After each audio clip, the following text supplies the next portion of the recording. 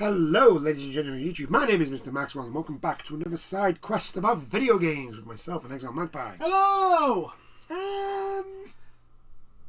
Not much. Not much, although we continue on with the Ubisoft bashing. Yeah, Ubisoft. Now, last week last week, not just us, but like a lot of people kind of took shots at Ubisoft for their pricing. Yes. And we mentioned that even though, like I said, Star Wars Outlaws should be my jam. It should be, right up my alley of like inner workings of the Empire, blah blah blah, like none of the Jedi stuff, etc., etc. There was something that was just holding me back of actually like going, yeah, I'm hyped for this. And it was Ubisoft, and Ubisoft decided to prove me right. Yeah. So basically, part of the season pass, yeah, that you get if you buy the which one is it? The 100 and they're either the $110 gold edition or the $130 ultimate edition. Yeah, right. Basically, you know how in the trailer for the game, there's a lot of you see Jabba quite a lot. Yeah, and they promote him quite prominently in like the posters and all that. Yeah, because it's about smugglers and all that sort of stuff. Yeah. His missions apparently are going to be DLC behind a paywall day one. And I am not surprised. So because it's Ubisoft just gone, can only but Ubisoft. It's gone from bad for this game to even worse. I'm not gonna lie. Like I said last week, this game just looks meh. For the two main reasons of it being it's Ubisoft. Yeah. So we all know what type of game we're getting, and Disney Star Wars is meh. Yeah, and also it feels because obviously the game isn't out yet. We haven't played it all. It feels like it's just got that Marvel humor in its all the time. The stuff that held back Forsaken and that sort of stuff. Like it's like jarringly, and I'm like, and I'm not surprised. I'm not surprised that the thing that they are pushing to go with, like, to sell the game is not part of the bog standard game. Yeah. And I'm like, yeah, that tracks. It's why it's why no Ubisoft game for a while. Oh, and apparently it needs to have an online connection. Yes, it needs to have an online connection. A single-player game needs an online connection. Now, this is from Ubisoft, who have recently just decided to close down the Crew. You can't play the Crew anymore. The servers are gone. So everyone who spent money on that game now has nothing. And this, and the game companies wonder why the gamers are. By the way, it's very windy if you hear that. It's not good. No, it's not good. It's Gale Force wins. It's what it's going to be. But anyway, and Ubisoft wonder why it's taken so long for gamers to be not comfortable owning their not owning their games. So it does say it's unclear how much of the Jabba the Hutt content will be locked behind the season pass. Ubisoft has said in the past players can work. Damn this tablet! You need to change the sentence. I need to change the sentence. Can work for and even portray Jabba as the head of one of Star Wars Outlaws' criminal factions, which is the Hutt Syndicate. Yeah, it's now unclear whether this content comes at a premium or if it's part of the standard game. Do you know what? Just to interrupt, right? Now, they may get this right and call it the Hutt Syndicate, but I would not be surprised.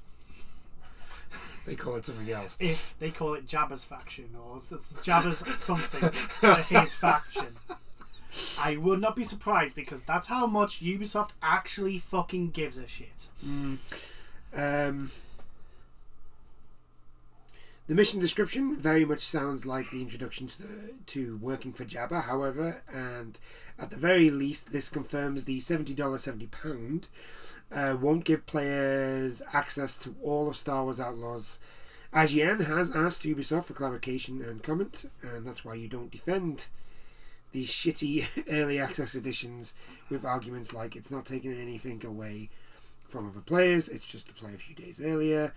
Blah, blah, blah, blah. That's reset error, by the way, saying that. Outlaws was revealed in 2023 as a scoundrel adventure. I think the people being robbed are actually the people who buy the game. Set between Star Wars Episode 5 and The Empire Strikes Back. So... Oh no, Episode 5, The Empire Strikes Back, and Episode 6, Return of the Jedi. Oh, so... Basically, Solo... Oh, God, no. Yeah, so you're going to have Han Solo in the... Oh, no, he's actually in the advert. He's in Carbonite. In the Carbonite. Yes, I know, but I know exactly what they're going to put in. The protagonist is going to be the reason why Leia finds out where Leia, Luke, and the... Oh, fuck. Out. No. And I'm like, no. No. No. It doesn't matter how they find out. That's not the fucking point. Like, I just... Plus, the thing is, it's very obvious where he is. Oh, he's been turned into Carbonite. He's been given to Boba Fett, who was hired by Jabba the Hutt to get him. To get Han Solo. Oh, I wonder where he could possibly be. I mean, you know, it doesn't take. It won't be that like they know that she finds out where he is and tells like it'll be she's the reason how they get in. Yeah. She'll get like the codes to the door or some bollocks. She's the one that gets the costume for Leia. Yeah, for Leia. I know, which is like bollocks. It's like, okay, let's not just undermine the best female character in the entire Star Wars series. But you know, Leia Organa Solo. Who, you know, it's like, but Disney writing, mate. Disney writing. We have to explain why everyone is the way they is. No, you don't.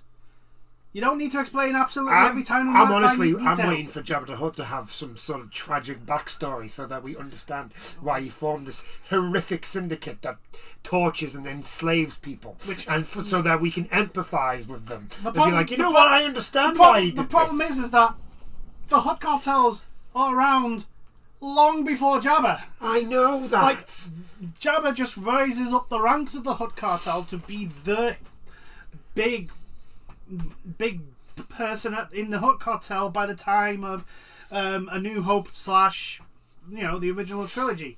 Like, we don't need... Stop it. Sometimes villains are just villains. That's why Maleficent is amazing when you just watch Sleeping Beauty and nothing else. Yeah. We don't need to know Maleficent's backstory.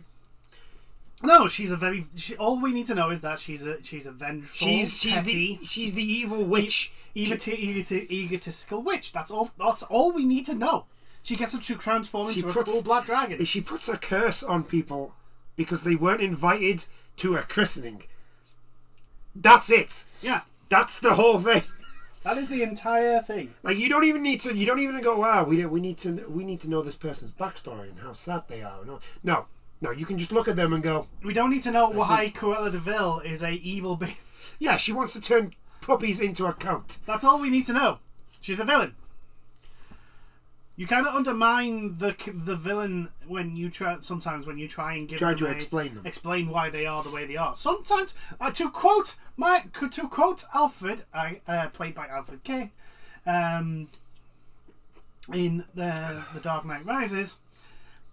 You mean... Played by Michael Caine. Played by Michael Caine. You said Alfred Caine. I said Alfred Caine. Michael Caine. Look, I've been to work. I've had to deal with some extremely stupid things. Alfred, played by Alfred Caine. You know what? Michael Caine, change your name at this instant. I want that. I mean, to be honest, he was really good as Alfred. Yeah, he was. But anyway, as you said, some people just want the world to watch the world burn. They exist. Yeah, we don't need to know every single backstory of every single villain of all time. No. We just need to know sometimes that they're the villain. But yeah, so more shitty more shitness from Ubisoft. Yeah, back to Ubisoft and how fucking... I generally thought we were past these days. No, we're not. Of, like, day one fucking... Like, I understand DLC. Like, actual DLC, which doesn't really come out anymore. You get the odd, buy the Golden Deluxe Edition and you get, like, a hat for the characters and stuff like that. You get all that. And part of me is like, I'm fine with it. I'm never going to buy the...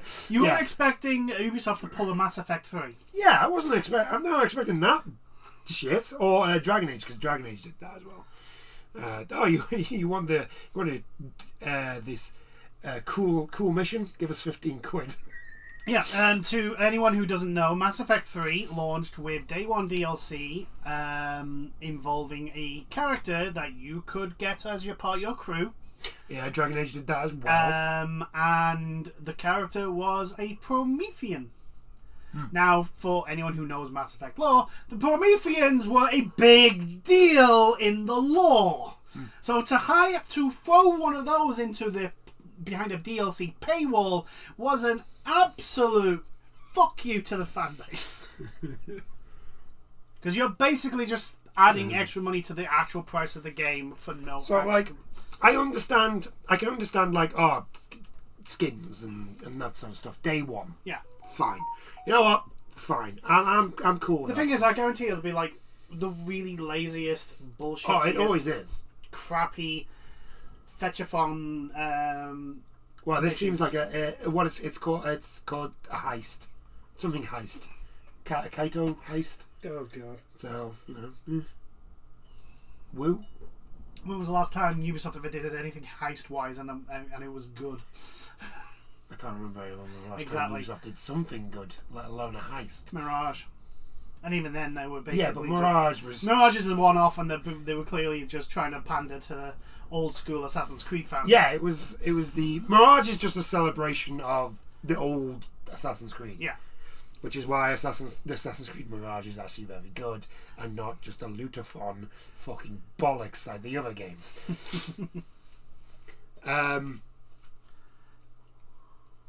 Again, yeah, this game, you've already got like this fucking steep hill to climb. Because, like I said, Star Wars isn't exactly in a fantastic place right now. No. Yes, it's got its fan base, but a lot of the fan base are just kind of like, can you just go away? Just stop. I just stop. Just stop. Just go away for 5 years and then come back and we'll see what you have then. And so everything to do with Star Wars at the moment is tainted by that. Mm-hmm. Also the fact that the movies were not very good, and a lot of people. I mean, yes, as you say, Andor is very good, but to me, I'll be honest. Right, the best Disney have ever done with Star Wars is Andor and Season 1 of the Mandalorian. Yeah. Andor. And Rogue One. And even then, it was only... Rogue One was very slow. Very slow and boring. The last 45 minutes. I would say, yes, Rogue One is very slow and boring at the beginning and at least the first half of the movie, maybe a little bit more. But the payoff is the battle at the end. Yeah, the last 45 minutes of that movie is fantastic. It is worth the entire movie, that 45 minutes, because not only do you get an actual Star Wars battle, you get proper an examination of how the rebellion fights compared to the Empire. You get Darth Vader just having the baddest ass moment ever, proving why everyone in the entire galaxy, apart from one Boba Fett, is shit scared of him. And it's just great. It does so many things. And yes, I know some people will point out my complaint about you don't need to explain everything, and some people will go, but they showed why the White 5 was available for Luke. It's yes, but that was 5 seconds. Yep, that's true. That was 5 seconds. That's as much as it deserved to be. Yeah, didn't need any more. And to be fair, the plans for the Death Star, we didn't need an entire movie for that. No, we didn't. It's still a good movie. It's still a good movie. That's what I'm saying. The best they've done is none of the three major the major trilogy they did. It wasn't as good as Rogue One. And anything involving any Jedi shit and Sith shit that they've done. Yeah, that's true. None of it works because they just have an absolute nonsensical understanding of what it is all about. I do notice that like a lot of people say Andor's very good. Mm-hmm. Now I've watched a couple of episodes of Andor. Yeah, it's crap. No, honestly, it's crap. The only reason why it's good is because it's better than the rest of the crap that we've been given. Yes, I suppose, it's a very low bar to get over. Yeah, like, I watched it and I just went, none of these characters are any good. None of them are likeable. Like, at all. Like, I don't even feel bad for the main character at any point. I actually look at him and go, and? What? Yeah. I probably need to see Andor and have my own opinion on it. But I just haven't at the moment. I'm never in the mood to just sit and watch a show currently. So Fallout's very, very good. Like some people have been saying really, really good. Fallout's really, really good, which I'm very surprised at because I thought this was going to be another one of those where it was like a meh, but you know, it has law issues in regards to the source's material, but unlike the Halo show, it's still doing its own thing. My one criticism with the Fallout TV show is it feels like they literally made a show and then put the Fallout paint on it. Yeah. And I still think it even if it didn't have the Fallout on, it would be alright. Because, and what I mean by this is like, but that's it doesn't have that like Fallout humor or the way people talk in Fallout. Everybody talks normally, like we are now. Yeah. Whereas, as people who play the Fallout games will know, that people in Fallout actually talk kind of like they did in the 50s television shows. That's how they talk. And so I'm waiting for that. It's a bit. The other thing is so it goes with two characters. Yeah. Starts off. Lucy's story is the more interesting one because she's the one that gets out of the vault. She's pretty much the vault dweller, which everybody is, and at least her story is much more interesting. Maximus, on the other hand, he is a Brotherhood of Steel. And now I was thinking, this is the Brotherhood of Steel. The Brotherhood of Steel are fucking awesome. Yeah. And I found that, like, after I've watched a couple of episodes, I do not care about anything about Maximus or the Brotherhood of Steel. I feel like they've literally tacked on the Brotherhood of Steel stuff because it's Fallout. Because they need the Brotherhood of Steel for some reason. Because it's Fallout. I would have preferred if they had season 1 we follow Lucy. Yeah. And just have Lucy, and then Maximus is season 2, and we deal with like the Enclave and the Brotherhood of Steel, the two different factions of the Brotherhood of Steel, and all that sort of stuff. Because Maximus's stuff just feels it's either rushed or it feels like it's just tacked on. Shouldn't really be there. Yeah. Like, why are we doing this? Shouldn't we be focused on Lucy? Yeah, she's the main doing character. Her stuff. She's the main character. She's but other than that, like, it is really, really good and it's fun to watch. And to be honest with you, they've got the like the super mutant stuff's on point. The monsters are on point. I don't know if there's I'm only a couple of episodes in, so I don't know if there's a Deathclaw in it or anything like that. But yeah, the creatures they've got pretty much on point. They look like they are in the game. I think if they put a Deathclaw in, there'll be one. Yeah, there'll be one, and it will cause absolute fucking carnage. Yeah, because that's what Deathclaws do. That's fine. Not to mention the invisible ones that you found that are in Fallout 3. I can't remember if there were any of the others, but Fallout 3, I vividly remember the invisible Deathclaws. No, I think they were called Night Terrors. And I'm like, they are nightmare fuel. Didn't they retcon them for Fallout 4 though? I don't know. And change them because they're still called Night Terrors. I got fed up of Fallout 4. One for the bugs that kept showing up. And speaking of which, the Fallout games, because of the TV show, all the Fallout games have had a massive resurgence of people playing them. Especially New Vegas. New Vegas is really good. Which is like me personally, Fallout 3 is the one I like the most. Well, that was your introduction to Fallout. Yeah, but I still like even though like New Vegas is a better game. I still prefer 3. Yeah. But yeah, so Fallout's doing quite well, which is nice. I'm trying to think what other shows are coming out. See, I'm pretty much the same. I've just been watching anime.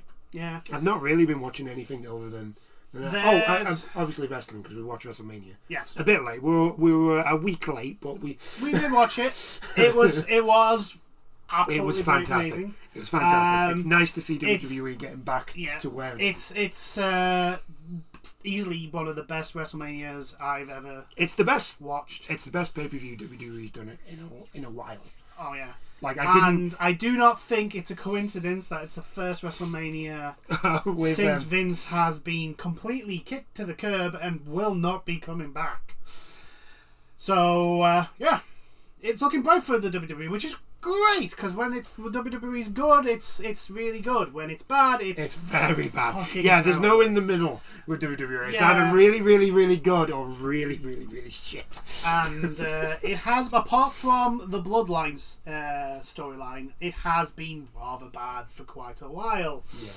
I wouldn't say bad. It's been very lackluster. Yeah. And there's nothing really to like.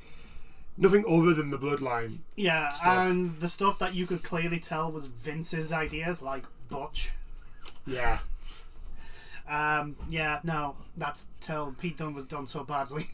I'm hoping we actually get because they had the tag team ladder match. Yeah. And there was 6 tag teams in that match. I know, holy and they shit. were actual tag teams. I know, holy they shit. Weren't just 2 randomers put together straight off the bat. I think the only one was Austin Theory and Thingy Waller. Yeah, but even then, they actually felt like a tag team. Yeah, it's clearly that they've done that. This isn't just a throw 2 single player wrestlers together. They've actually done it like in the same vein as also who was there, the Miz and the Awesome Truth. Yeah, the Awesome Truth.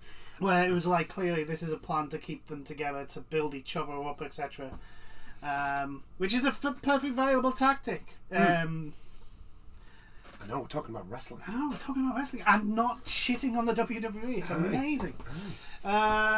Anyway, but back to Ubisoft, and Ubisoft being terrible, a terrible company that just robs its fans and robs us, and basically just constantly points and laughs at the Splinter Cell fan base. Yeah, just makes fun of this. Just stop. Just stop, Ubisoft. Like, can you just for 1 second stop being yourselves?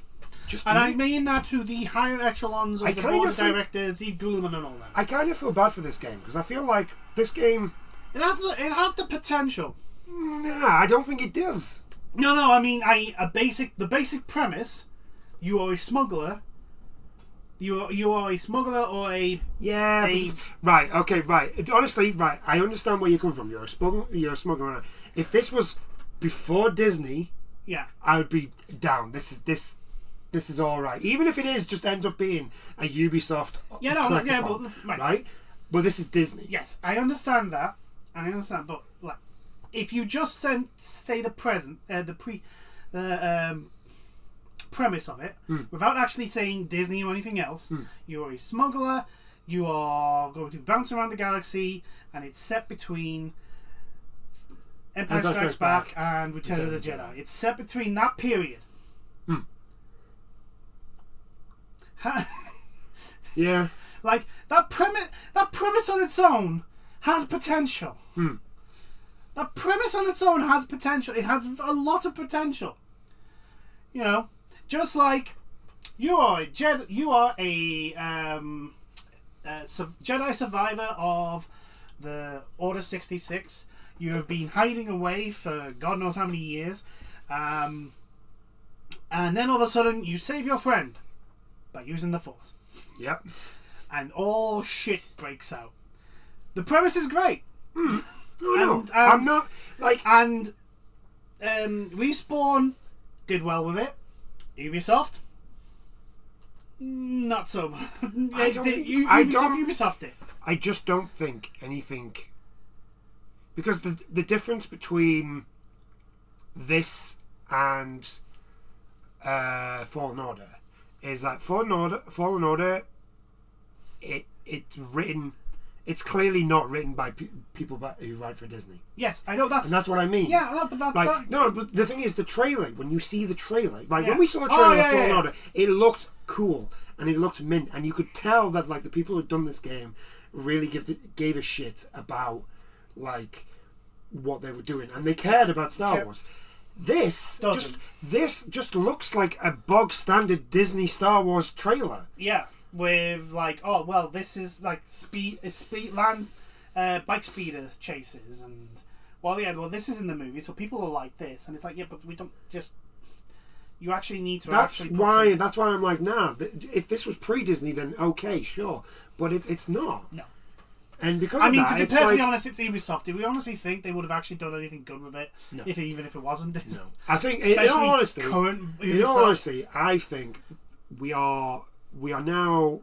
I mean, the TV shows are going more into it, but like the Acolyte looks like fucking garbage. So I'm not even gonna say it. But like, I think The Force Unleashed actually did something good because it focused more on the other side.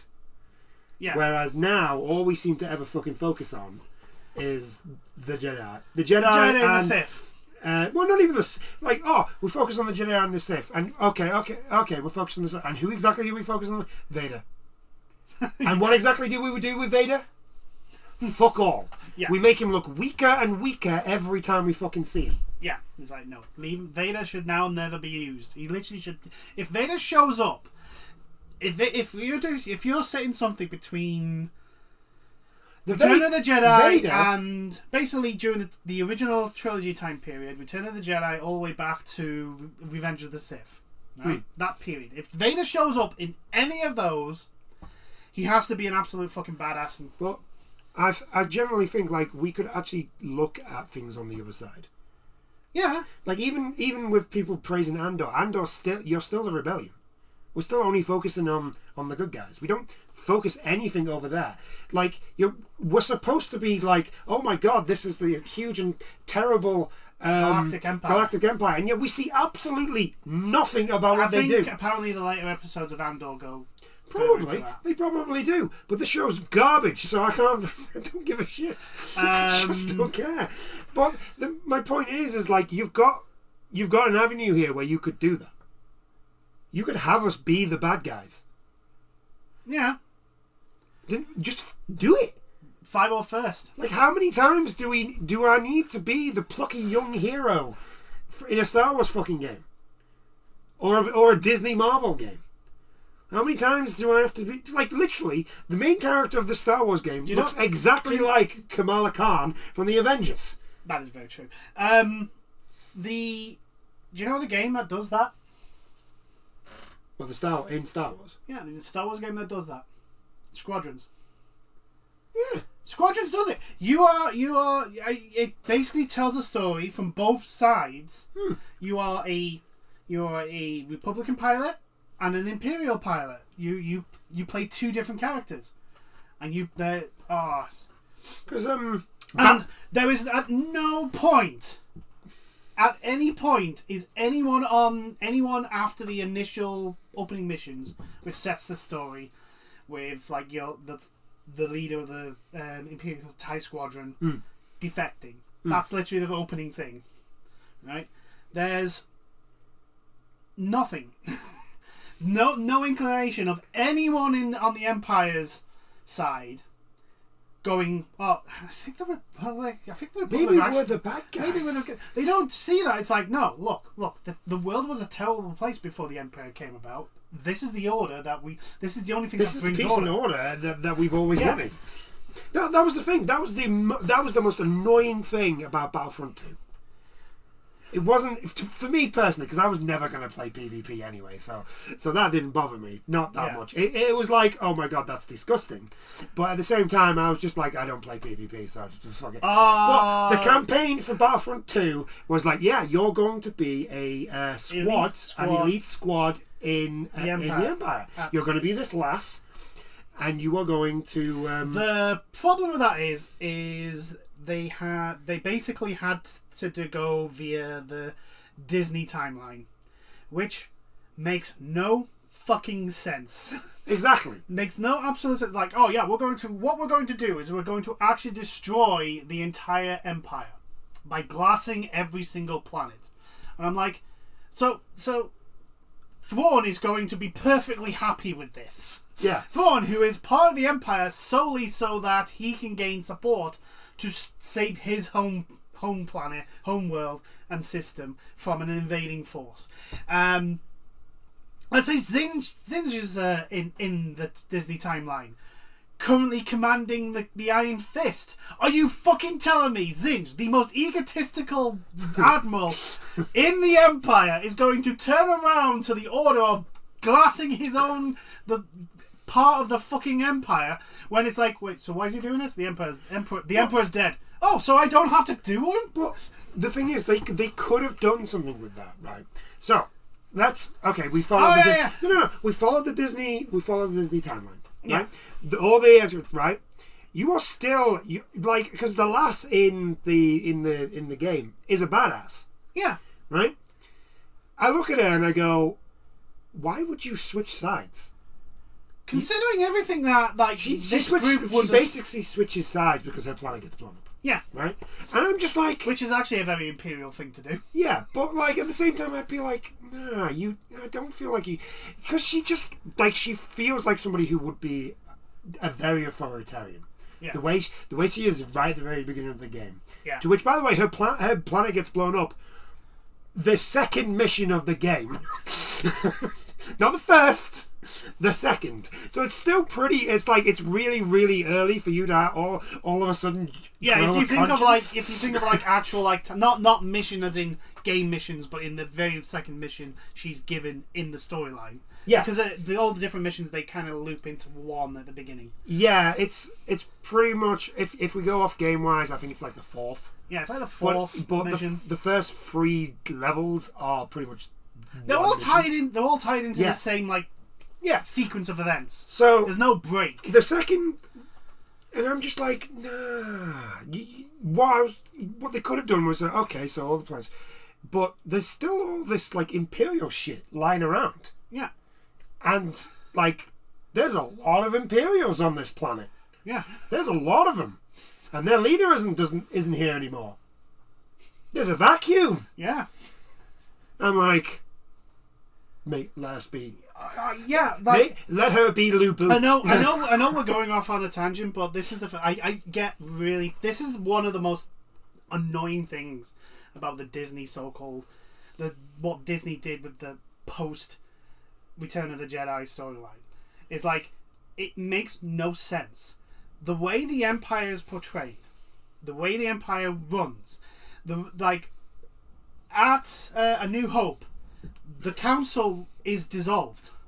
It is now the Moffs that are in charge. Are you telling me now the Emperor runs off this whole I'm going to pit everyone against each other so that no one goes after me, and anyone that thinks of going after me, I'll just stick Vader on them.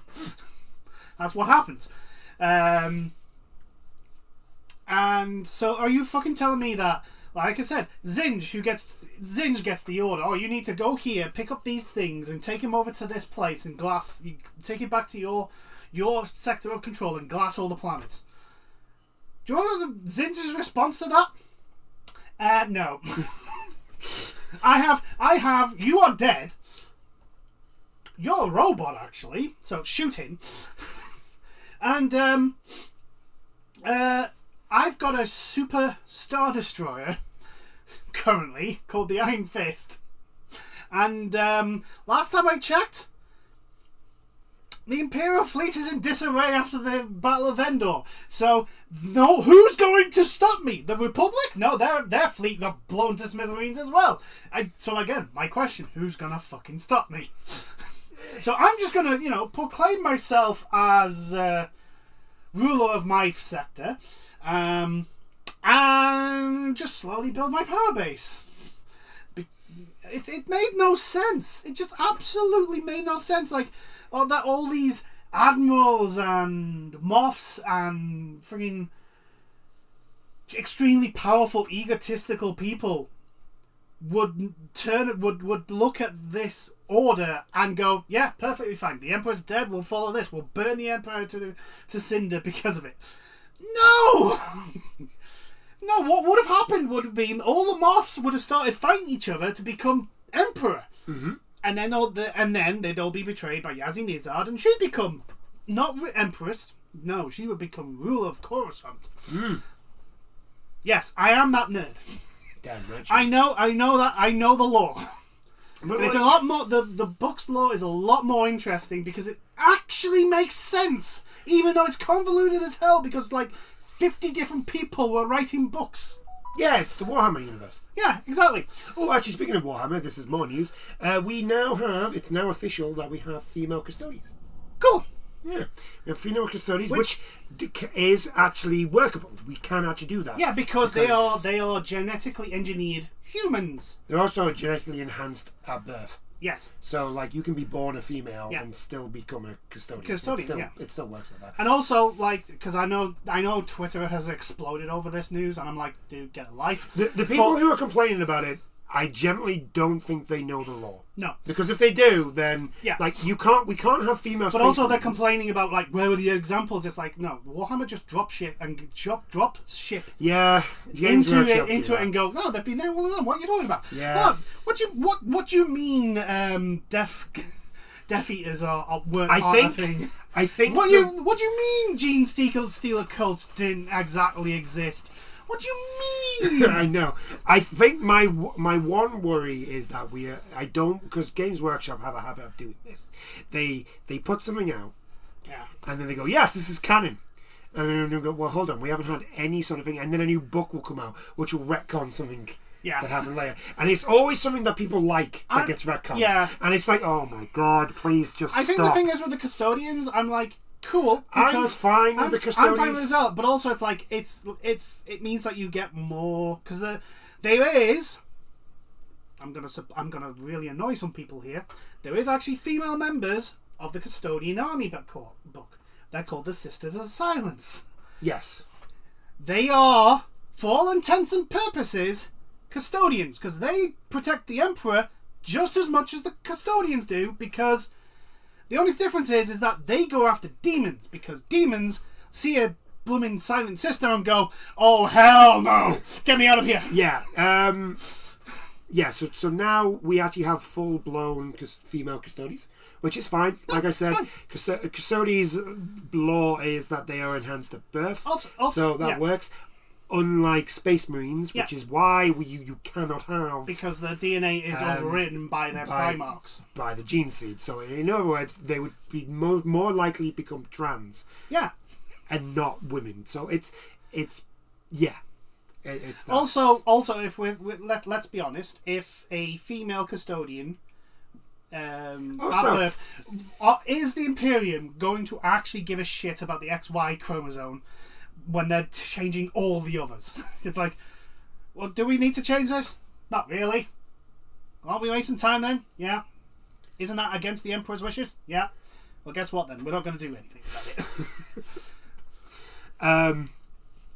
But yeah, so yeah. I don't know. I'm not a Custodians fan, so I'm not an Imperium fan at all. No, I don't like the Imperium. No, I think they're you terrible. are a full chaos. I am a heretic and a blasphemer. You wish a death upon the false. I love the law of the Imperium. I just also think that all of them are incredibly stupid, and like none of the Custodians. Everybody goes on about how good the Custodians are. They had one job, and they failed at it. They had one job, and they still. And then they spent about 10 millennia standing over his grave, doing nothing in perfect silence, doing nothing. Bless. To which when Gulliman comes back and goes, "What the fuck are you guys been doing? Protecting the Emperor?" He just went, "Get the fuck out of there!" I mean, to be honest, like everyone needs to watch. Is it the Emperor gets a text to speech? Yeah. It's so funny when they say, "Well, yeah, the Custodians have not been doing anything." Wait, you have the best, and you've been sitting on your ass doing nothing. Go out there and do something. Anyway, yeah, Ubisoft. We'll just end on the Ubisoft bit. They are. Ubisoft are doing a Ubisoft. Yeah, thing. they're doing a Ubisoft. It's not good. It's terrible. It undermines the little chance this game had, and it just paints even a bigger negative picture of the actual game, which for the people who are actually worked and hard on it, I think is probably unjustified. And it's like, this is a management decision. The thing is, I don't think this is.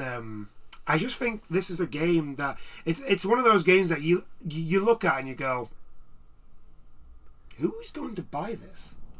Like, seriously. Yeah. I mean, other than your Star Wars diehard. And I would class myself as a Star Wars diehard.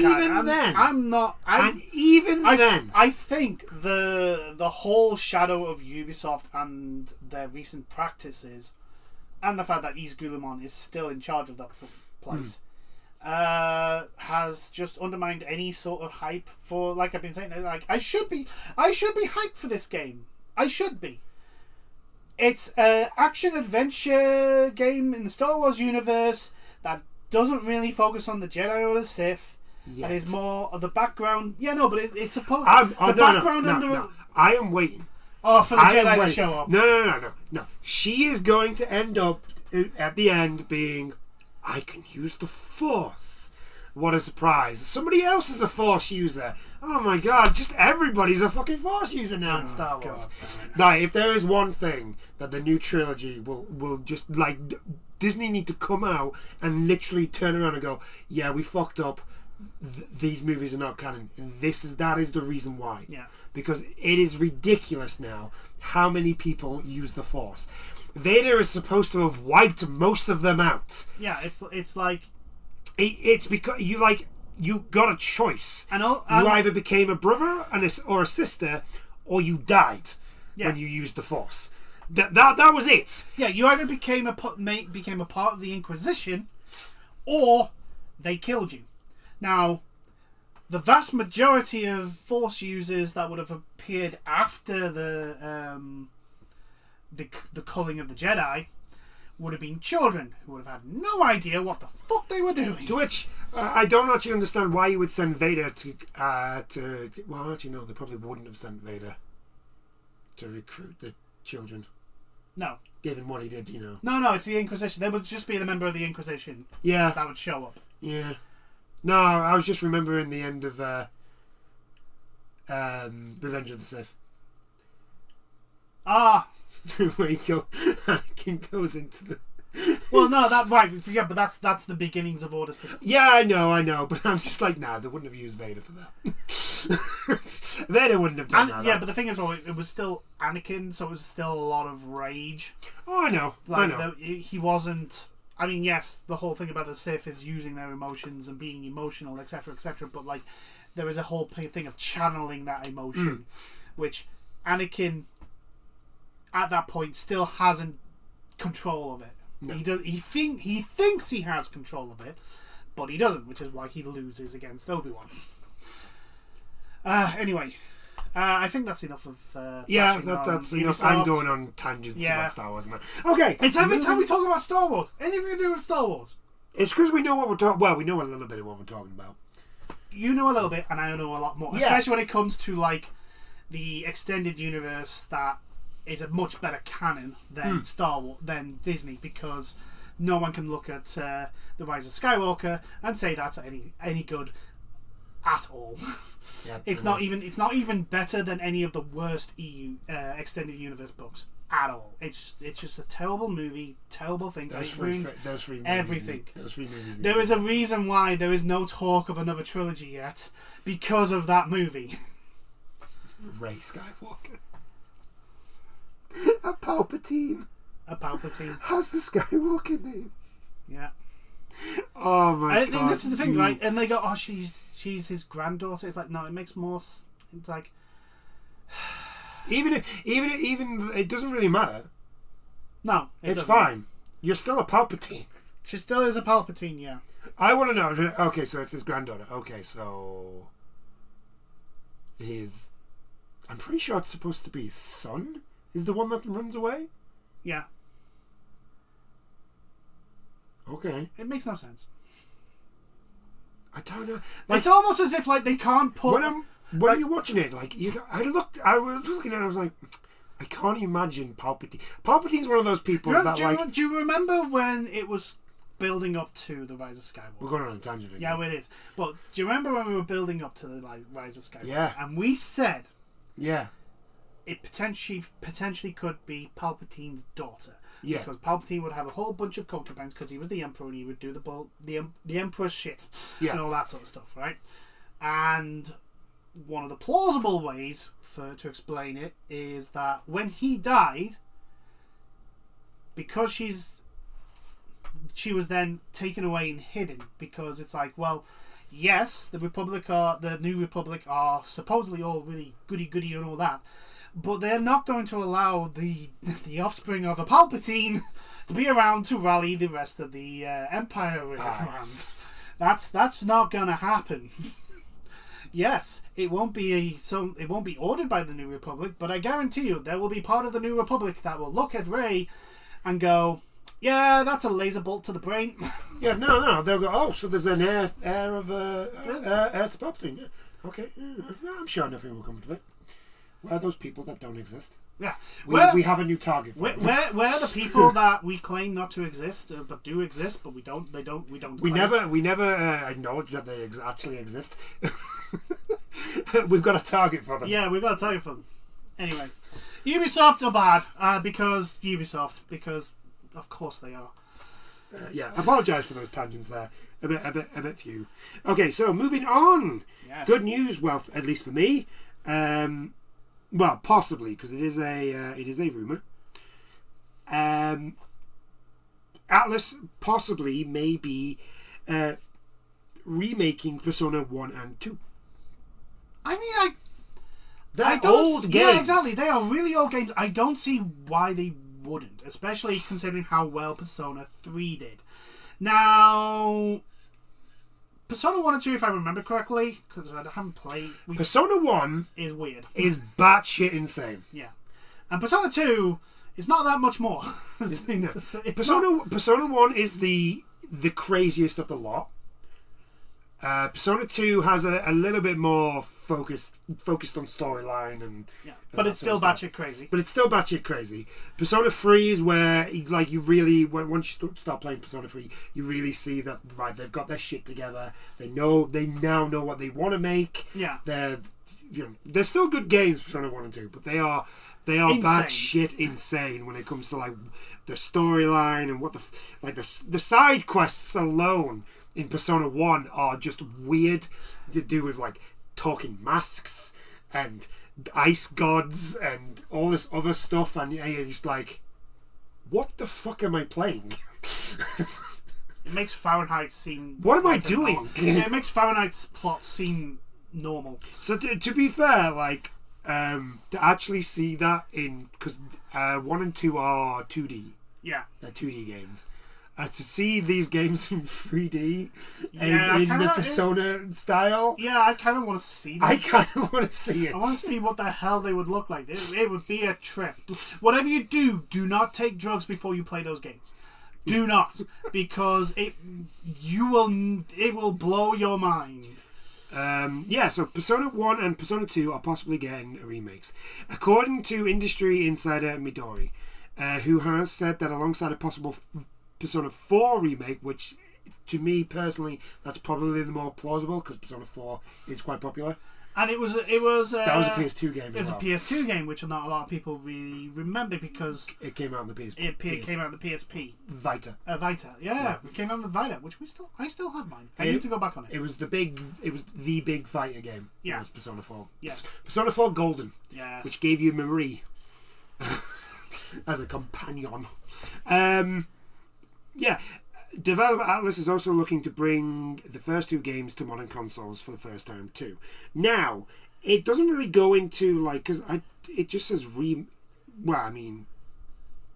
might still be 2D. It might still be 2D because there's no other real...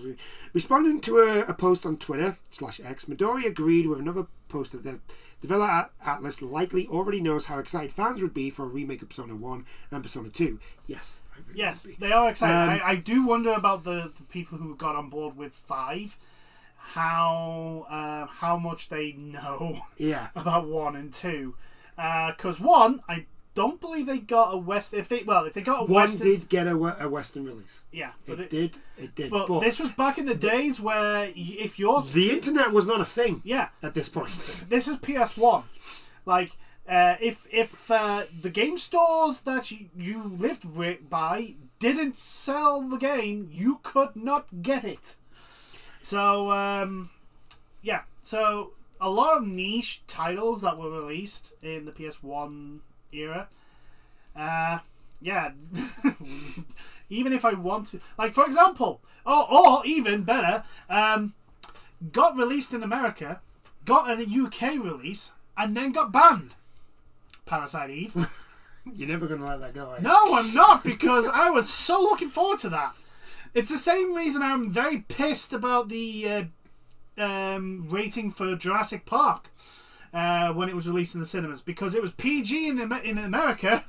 Oh yeah, it was like 12 over here. And then it was turned to 18 over here. Oh yeah, it was 18, wasn't it? They changed it to 18 over here, and I was like, because I was looking forward to that. Luckily, I was a bit too young for Jurassic Park. Yeah, you were going to be too young anyway. But like, because I remember hearing about Jurassic Park. I remember reading about Jurassic Park. And I was like 12 at the time. And I was like, yes, I want to go see this. I want to go see this. I want to see the dinosaurs. I want to see the dinosaurs. I want to see the T-Rex. I want to see the Triceratops. I want to see the dinosaurs. Give me the dinosaurs. Right? And then I remember my parents saying, yeah, we'll probably go see it. And then they released the... Because the posters were coming out, and it was the American posters with PG on them. And I was like, yes, yes, yes, yes.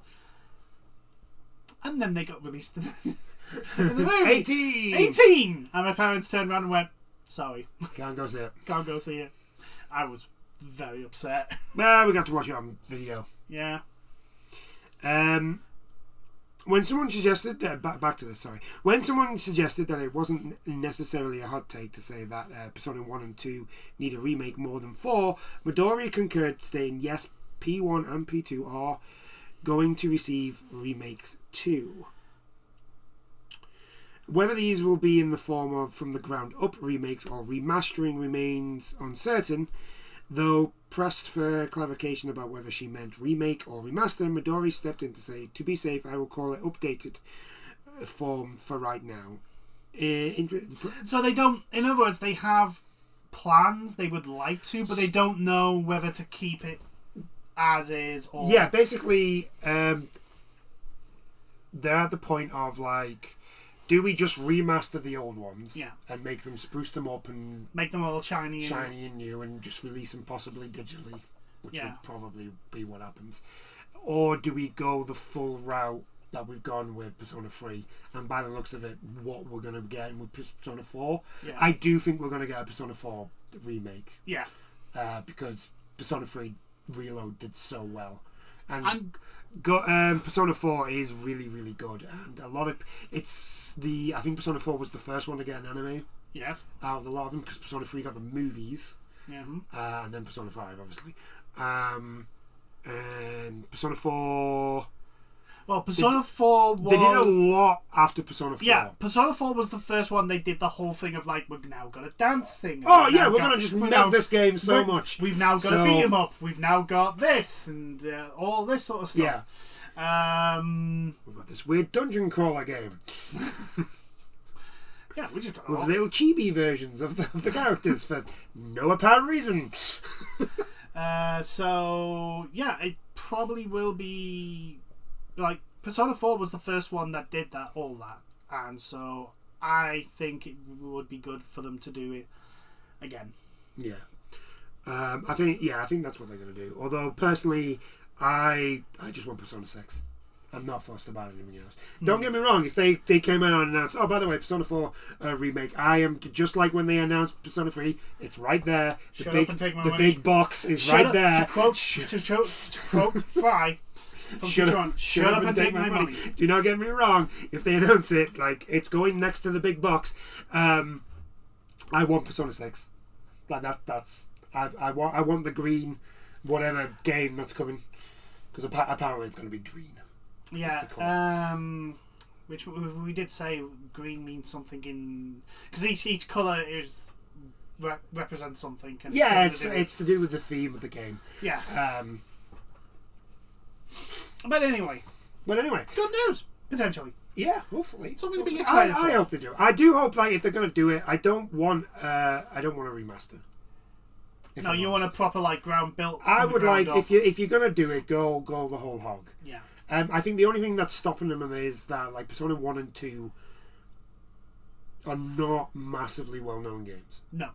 But I think I'm pretty sure Persona 1 and 2 was still kind of under the Tensei name. Yeah. It was Persona 5 was the first one to not have the title. Yeah. I mean, Persona 3 now doesn't have it. But, yeah, Persona 5 was the first Persona game to not have the Tensei title before it. Yeah. Shin Megami Tensei. Shin Megami Tensei. Before it. So, yeah. Persona 1, Persona 2. Yeah, remake them. But, again, just, like, if you're focusing on Persona 6, you just do that. Yeah. Just you do you. You do you, Atlas. And I think considering how well they've done with the game so far, I think they deserve a little bit of, like, trust. The thing is, I think we're not really going to hear anything about it until Metaphor comes out. Yeah. And because that's what they want everyone focused on, and also because that looks really good, and two, it's the new IP. Yeah. For Atlas since it's that big massive like surge in popularity with Persona 5. Yeah. So this is going to be like not a make or break, but this is going to be like a big, like, can you do something else? Yeah, this is a which, if we're all, I'll keep an. Yeah, it definitely is going to be something to keep an eye on. Because you got to admit, like, if Activision came out and then went, oh yeah, by the way, we're making a new IP, as much as like everyone would be like, what the fuck? At the same time, you'd be curious. Oh yeah, I'd want to know what the hell they're doing. I'd be like, okay, what are you doing? What are you doing? And let's see if you can actually pull this off. That's what I mean. So I don't think you can pull it off, but let's see if you can. I think Atlas has only really ever had the Shin Megami Tensei series and Persona. Yeah. And I can't really think of anything else, at least on the West side. And they've all been... like JRPGs. They've all been RPGs. Well, this is an RPG. Yeah. Metaphor is an RPG. It's just a different style. Yeah. And a different way of doing the game. Mm-hmm. So... Yeah. I'm looking forward to Metaphor. It looks mint. Anyway, it's the same with basically it's the same sort of thing with not the arseholes, the vast majority of the community with the gaming community with Stellar Blade. It's like, well, you've done Nikkei. Yeah. Now you're doing this action you're slasher. Doing it. Yeah. You with Souls-like elements. You've gone from a mobile game. Yeah. To full blown console PC game. Yeah. How's it gonna go? How are you gonna do this? And I'm not gonna lie to you, it's pretty fucking cool. At least the gameplay is anyway. I did mention my gripes with the game last week, but to be honest, the vast 90% of that gameplay is on point. Oh yeah, the gameplay's fantastic. Gameplay's fantastic. Apart from every now and then it just doesn't seem to read the block. Which it's a demo. Yeah.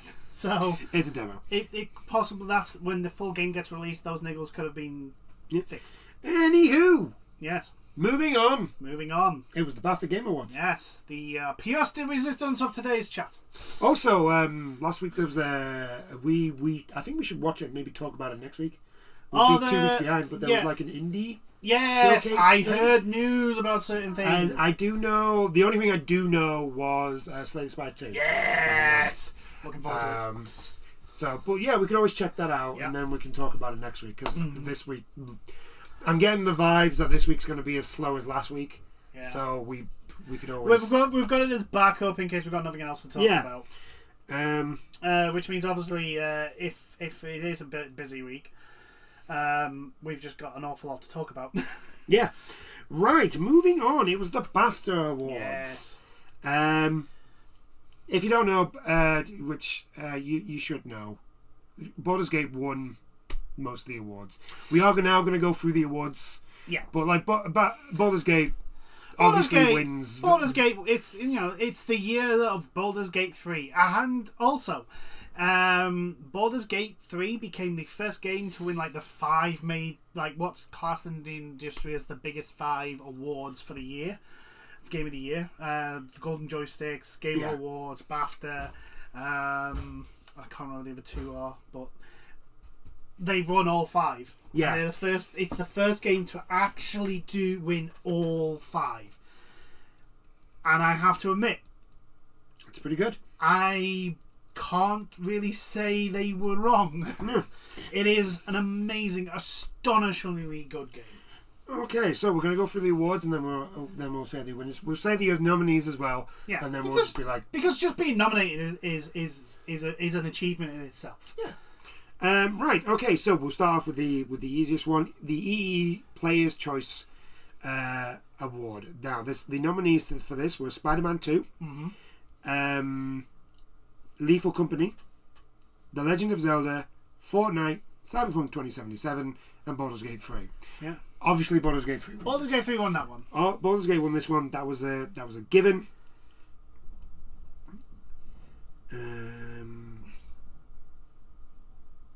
Why is that showing me Alan Wake? Alan Wake's not even in. Oh yeah, they are, but right. Anyway. It's because you. Yeah. Does. Yeah. Unfortunately, the BAFTA website is finicky. Yeah, the BAFTA website is a thing. Right. Okay. Right. Technical achievement. The nominees for this was. I forgot. Go on. Starfield. Oh yes. I completely forgot that Starfield was in this. Yes, technical achievement of having 1,000 planets with nothing on them. I mean, that's a feat. I mean, it's in the creation. Actually, you know what? Yeah, it does. It's in the creation engine and doesn't crash every 3 seconds. So that's an achievement. You know what? Bethesda, you deserve an award. You deserve this award because you made a space game, so boring that not even your modders want to continue. You deserve an award for that. Well, when you get used to making a game that you expect the modding community to fix most of the problems with it, this will eventually happen because the modders will go, well, what's the fucking point? Right. So, the nominees were Starfield, Marvel's Spider-Man, Horizon Call of the Mountain, that's the VR one, Final Fantasy 16, Alan Wake 2, and The Legend of Zelda, Tears of the Kingdom.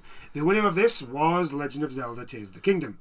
Because when you've got developers of other companies coming out and going, I do not know how they've done this. This doesn't make any sense. You don't understand how hard this actually is to do on this technology at this scale. Like, to make something that is not only solvable the way you intend it, but also solvable in about 5 bajillion tons of ways. Like, people were making actual drawbridges out of shit that shouldn't have been able to make a drawbridge with. Like, it's not just the case of, like, people were being able to make an absolutely butt ton of stuff. The fact that it worked, that was the thing. Is like, in games, people will create random shit no matter what you do. People will do random shit and do random things, and 99% of the time when you do stuff that the game's not intending to do, it breaks the game. For example, me and Mr. Maxwell used to play the WWE games all the time. We once had a situation in one of them, I think it was Here Come the Pain, where we had a double stacked table. Yes. This was back when you couldn't do that. Yeah. We had someone on the table. We had someone else. One of us was on the table. The other person was on the top rope. They decided to do a splash onto it because, like, we have to do this spot. Anyone who watches wrestling understands. We have to do this. This is a spot. We have to do it. This is not just a spot. This is the spot. This is the spot of the match. This is the spot where, at the end of it, people will be chanting, "Holy shit!" Yeah. Right. And we broke the game. The game basically froze because it didn't know what to at the point of impact, because the game didn't know what to do. So for Tears of the Kingdom to be able to have a not crafting, but a building mechanic to make machines and all that sort of stuff, and for it to work almost flawlessly, no matter what people threw at it, is an astonishing achievement. Especially when you think about the fact that it's on the fucking Switch. Like, holy they're wizards. They are literally on id Software levels of wizardry. Yeah. Well done. Congratulations, and well deserved. Yeah. So the next was performer in a supporting role. So this was the nominees for this was Tracy Wiles as Jahara in Baldur's Gate 3, Tony Todd as Venom in Spider-Man, Sam Lake as Alex Casey in Alan Wake 2, and as Bricky says, Sam Lake, you hack. Yeah. Ralph Inson as Sid in Final Fantasy 16. Yeah. Who I personally think should have won this. Yeah. Because his voice is just ridiculously fucking good. It's not. His presentation of Sid is just. It is so well done. It's the characterization of, like, he's been there, done all this shit, and yet still somehow wants to keep doing it, even though it's like, yeah, this is fucking terrible. Deborah Wilson as Siri Junda in Star Wars Jedi Survivor. Yeah. And Andrew Wincott as Raphael in Baldur's Gate 3. Right. And Andrew Wincott as Raphael was the winner. Well, yeah. Got the award. Yeah. Yeah, that's fine. Me personally, I still think Sid. It was it's an amazing performance. Ralph Inson should have won. I think the thing that probably went against it is because spoilers. Sid dies really early in the game. You don't realise how early it is, by the way. But that's my point. Like, he gets nominated, and he's in like a third of the game. Yeah. Sid, to put in perspective, Sid has as much impact in Final Fantasy 16 as Kamina does in Log Horizon. Yeah. Not Log Horizon. Gurren Lagann. Gurren Lagann. There we go. I don't know why I said Log Horizon. God damn it.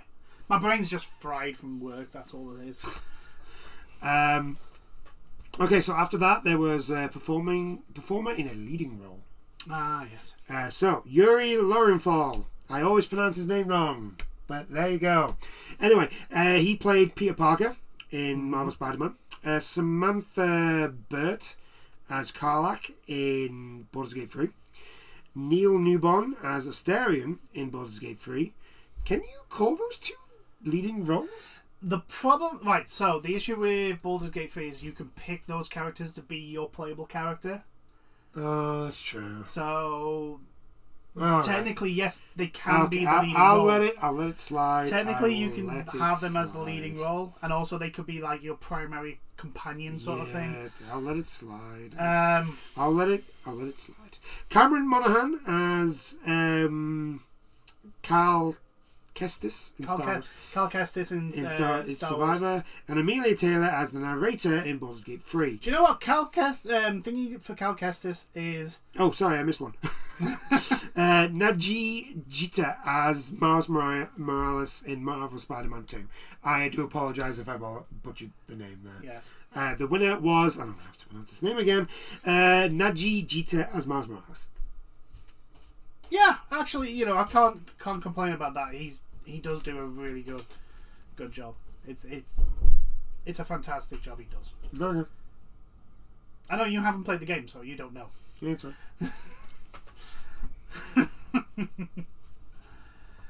Right, next. The next one after that was new intellectual property. So basically new IP. Yeah, new IP. So, Just Ant. We didn't really know any of these other than, I think, 3 of them. Dave the Diver. Dave the Diver. Dredge. Hi-Fi Rush. Chance of Sonar. And Viewfinder. Mm-hmm. And Viewfinder was the winner. I'm trying to remember what Viewfinder. I mean, I know we looked at it before. I think we saw it on like either the Xbox.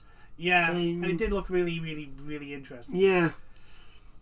So congratulations. I think it was the art style we saw. Yeah, if that's the picture of it. Yeah. The art style is really striking. Oh no! Hold on. Oh, you picked the wrong one. Yeah. There we go. Best narrative. Well, this one had to go.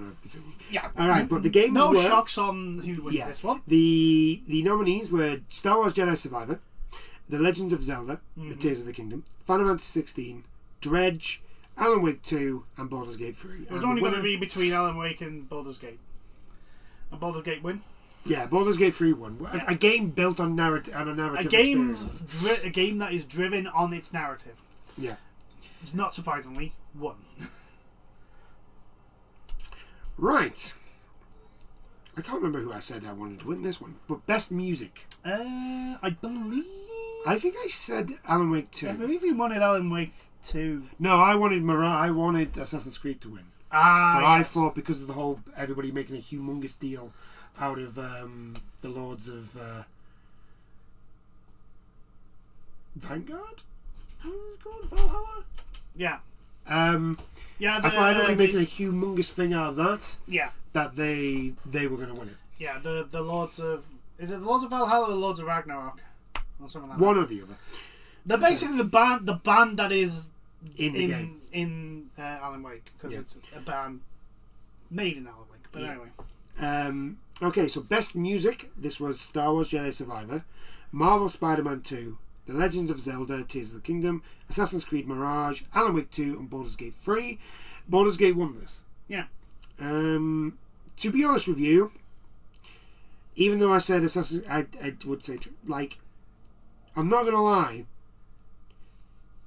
that's not really a good choice of games with music. Like, I don't, and I mean this, how in God's name is Final Fantasy 16 not in there? Yes, we made that point when they were nominated. How in God's name, like 16's, like, okay, there are some things that you can criticize 16 for. Music is not one of them. Being possibly the easiest Final Fantasy game I've ever played in my life. Yeah, you can criticize it for that. The story being not well paced out. Yeah, you can. A lot of the characters kind of being planks of wood. As a person that's going through all the side missions that appeared after, like, as we enter the end game, I'm like, why is this all here? Could you not spread them out? Yeah. A lot of the characters basically being washboards or planks of wood. Yeah, apart from like the main cast. Yeah, you can criticize with that, but there is one thing that game, in my opinion, holds above all the other games that came out last year, and that is its fucking music. Oh yeah. The main Find tune, the Flame. Fight the Flame, is fucking fantastic. Bum bum bum bum bum. The fact that it's that good that if because there's the crossover with Final Fantasy 14 now, you can get Torgal as a mount, and Fight the Flame is the tune. Find the Flame. Sorry, is the tune that you have while you're riding Torgal. Put it this way: Find the Flame is so good. I would argue that it makes every single boss fight better. Yes. Every single boss fight is better because of Find the Flame. Like there is like Marvel Spider-Man 2's music. Nah, not a chance. The only one that possibly stands up to it is Baldur's Gate. Yeah. And even then, not a chance. It's basically Jake Paul versus Mike Tyson. No. And Mike Tyson... a prime Mike Tyson. Yeah, the 1980s, 1990s Mike Tyson versus today's Jake Paul. That is a non-contest. That doesn't last even 30 seconds, let alone a fucking round. Because Tyson just turns up, punches him once, and walks away. That's if he hasn't killed him. But yeah, like that. No, he walks away even if he's killed him because there's Mike Tyson. Yeah, that's true. Right, so moving on. Baldur's Gate 3 won the award, whereas the music is pretty decent. Out of the five it's probably the best one. Yeah, but it was not the best. Final Fantasy 16 should have been at least nominated. I'm trying to think what other games came out last year, because Lies of P. Their soundtrack is much better than Baldur's Gate. Mm. Because, and this is the thing, Baldur's Gate, doesn't have a lot of music. It does. It does, but you've got to find it. Yeah, you've got to find it, but also the music that is like there most of the time. I'm not saying it's not bad. I'm not saying it's bad, but what I'm saying is you don't notice it. You don't. When if you're not noticing the music. Yeah. Like, or if the music's not really doing anything. Because I'm playing Baldur's Gate, and I can hear some music and all that sort of stuff, but it doesn't do anything to me. I don't go, oh my god, let's go, or this is really cool. It's just like, for example, Final Fantasy 16. I can't remember what the music's called, but when you find the music the you get, when you go find the bounties show up, the music, the music you get when you fight Titan. Yes, it's just absolutely badass. Titans is epic as hell. And I don't know, maybe we're just biased to Final Fantasy classical balls to the wall. It's not. I mean, to be honest, it's great music. Like, Baldur's Gate does have good music in it, but like it doesn't. I'm just saying why we're pointing towards Final Fantasy 16 so much. Oh yeah, I know. Maybe I'm only pointing to them because it's just like, well, that's an easy one. Yeah. But like I said, Lies of P has a better soundtrack. Yeah. In my opinion. Tacticus came out last year. Persona 5 Tacticus. That's a badass soundtrack. Persona 3 has a cool. Yeah. Actually, no. Persona came out this year. Oh, was it this year? Yeah, came out in February. Ah, yes. Anyway, right. So, oh my god, what are you doing? BAFTA website. What are you doing? What is this? Stop. There we go. Right. Right. Moving on. Best multiplayer. The things for this were Party Animals, Forza Motorsport, Diablo 4, Call of Duty Modern Warfare 3, Hell no. Baldur's Gate 3, and Super Mario Bros. We didn't say Baldur's Gate 3 because you can have multiplayer. It never feels like a multiplayer. No, it feels like a game with a multiplayer tacked on in a sense. Yeah, kinda. It feels weird. It feels weird playing Baldur's Gate with somebody. Yeah. I think because obviously we're so used to multiplayers keeping everyone together, and Baldur's Gate just lets you do whatever you want. You can start a quest. For me, it's not that. It's the fact that like, if we're doing a quest, right now, say I picked up the quest. Yeah. You hand it in, but you get the option to say yay or nay on things. Yes, because I'm the one in the discussion. Yeah, you're the one in the discussion. Which makes sense. I'm like, oh, hold on, no, this is my golf quest. And it's just like, it's not that, it's just, a part of me is just like, I don't really like this. No. I understand. Like, a lot of it just feels like it's just, like, I mean, don't get me wrong, it's a lot easier to do, like, combo stuff. And working out. Oh yeah. Because like you can go right, okay. Because when you talk it out. Because like I've been playing Baldur's Gate multiplayer with my friend, and if we ever die in a fight, and obviously we have to do it again. And there's one in the Undercity, not the Undercity. Basically, when you go underground, Underdark. The Underdark. There's one fight in there which we kept getting our asses kicked, and we were just like, right, okay. So we know exactly where we are when the fight starts. So because of that, but because you can sort of like if I start the fight, you can still move around. Yeah. So as long as you're not involved in the combat. As long as you're not involved in in the actual combat, you can move freely. Sorry. So we can strategize that way, and you can go that way, or you can do that. Sorry, I need a drink.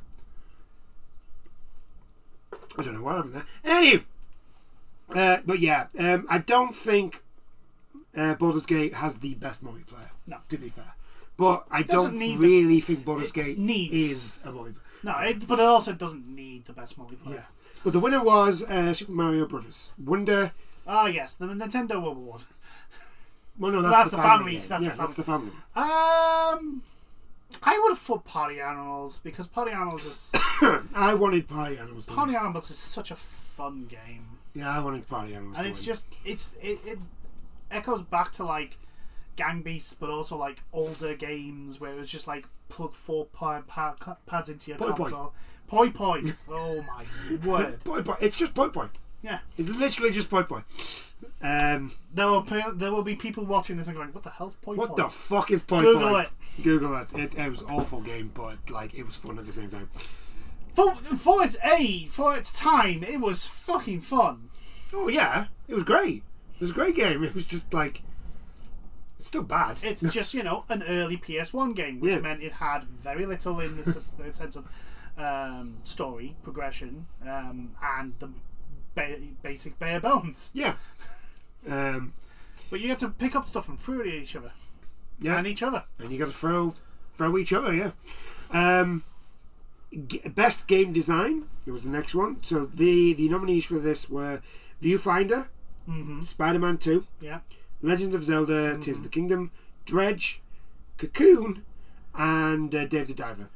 Now, I think I said Cocoon because it's very different. I think I went for Cocoon because of how, like, again, it is very different, but how well it fits in with the gameplay and all that. But Dave the Diver won this.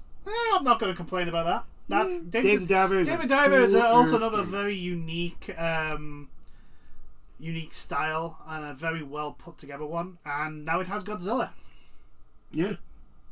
I mean, what's there to complain about? Well, you can't complain about Godzilla. No, exactly. After that was Games Beyond Entertainment. So again, this is the whole like a lot of these I think we remember, like I went for Goodbye Volcano High. Yeah. I think it's the whole the storyline messages and the subjects they talk about. Yeah. Venba, Thirsty Suitors, Terra Nil, Goodbye Volcano High, Chance of Sonar, and Tetchia. And Tetchia's won it. Yeah. That's the one by the African. Yeah, they're one of the first like major African developers studios. So it's great to see them doing well because that means they get to do more, and it's all good. After that was the family game, also known as the Nintendo Award. So Hogwarts Legacy, Hi-Fi Rush, Disney Illusion Island, Dave the Diver, Cocoon, and Super Mario Bros. Wonder. Yeah, somehow I think Super Mario Bros. Wonder won that one. Yes, they did. They did indeed. There was I'm actually really surprised Hogwarts Legacy got nominated. I know, because like if you think about like some of the subject matter in that game. Well, it's not only that, just the whole fucking hassle of everything that happened when it released. I know. Like, I would have been like, you know what? No, I don't want any of that. Here's the thing, right? Is that in the mainstream media, a lot of that just went over their head. That's true. And the BAFTA is it's basically the mainstream media for Britain. So yeah, but also like some of the subject matter in Hogwarts Legacy is how do you put it? I wouldn't exactly say family friendly. No, I would not. After that was best evolving game. So this is like your games like No Man's Sky, with Hello Games still rolling out content for that game, etc., etc. So Destiny 2, blah blah blah. Yeah, pretty much. So the nominees for this were No Man's Sky, Genshin Impact, Forza Horizon 5, Fortnite, Final Fantasy 14 Online, and Cyberpunk 2077. And Cyberpunk 2077 won this. And to be honest, I think it's the same as the Game Awards. It was like, well, we have to give it something. Yeah. I mean, as much as I've said, like, I don't really think it should be in this category because it's not. At the same time, they have done a lot. They have turned that game around. Yeah, they've turned it around. It is a similar sort of scenario. And they are updating it quite regularly. And like I say, 2.0 had just been released, which completely changed a lot of it, like the skill trees and everything were changed and redone and all that. Yeah. So I'll let it off. You're not happy about it, but I'm not happy with it, but I understand why they've given it giving out the award. Yeah, you can get actual police chases now. I know. They don't just like... There's a wanted system. It's very similar to Grand Theft Auto, but, if it's not broken, don't fix it. Right. Best debut game. And this is always a good one, actually. Yeah, because... So we had Viewfinder, Stray Gods, the role-playing musical, Dredge, which, I'll be honest, actually works. The role-playing musical, it actually somehow works. I don't know why. It sounds like something that should not work. Right. So I have something I have to admit. Right. And this is really weird for me because I actually like musicals. Yeah. I like musicals. Singing in the Rain. That's my jam. You didn't like this. I played Stray Gods. Yeah. I couldn't stand it. I couldn't stand it I couldn't do it. Could not do it. It was honestly, it was like watching The Greatest Showman all over again. It was like, just for 5 seconds, could you not sing? Yeah. Could you does that cardinal sing off? It's a musical, so everyone should be singing all the time. It's like, no, do you not understand how, like, for example, the best musical of all time, Singing in the Rain, doesn't have singing all the time.